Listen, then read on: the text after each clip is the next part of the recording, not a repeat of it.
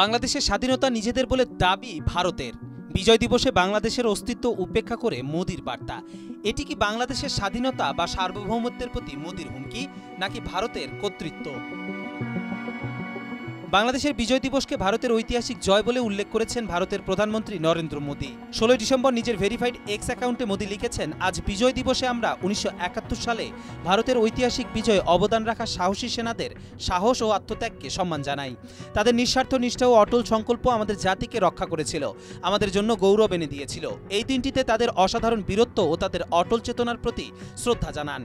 তাদের আত্মত্যাগ চিরকাল প্রজন্মকে অনুপ্রাণিত করবে এবং তাদের জাতির ইতিহাস হিসাবে গভীরভাবে গেঁথে থাকবে। মোদির এই পোস্ট ঘিরে তীব্র প্রতিক্রিয়া সৃষ্টি হয়েছে সামাজিক যোগাযোগ মাধ্যমে। বাঙালি জাতির শ্রেষ্ঠ অর্জনকে ভারত ছিনতাই করার চেষ্টা করছে বলে অনেক নেটিজন ক্ষোভ প্রকাশ করে পোস্ট দিয়েছেন। অনেকে বলছেন এটি সম্মানজনক পররাষ্ট্রনীতির আচরণ নয়, আবার কেউ কেউ লিখেছেন মোদির মনোভাব বাংলাদেশের স্বাধীনতা ও সার্বভৌমত্ব ও অখণ্ডতার প্রতি সরাসরি হুমকি।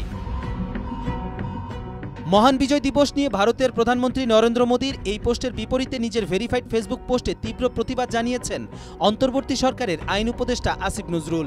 তিনি লিখেছেন, তীব্র প্রতিবাদ করছি। 16 ডিসেম্বর 1971 ছিল বাংলাদেশের বিজয়ের দিন। ভারত ছিল এই বিজয়ের মিত্র, এর বেশি কিছুই নয়।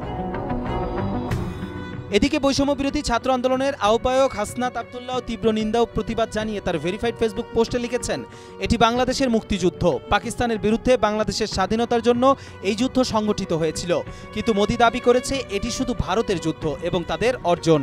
তাদের বক্তব্যে বাংলাদেশের অস্তিত্বই উপেক্ষিত। যখন এই স্বাধীনতাকে ভারত নিজেদের অর্জন হিসেবে দাবি করে, তখন আমি একে বাংলাদেশের স্বাধীনতা, সার্বভৌমত্ব ও অখণ্ডতার প্রতি সরাসরি হুমকি হিসেবে দেখি।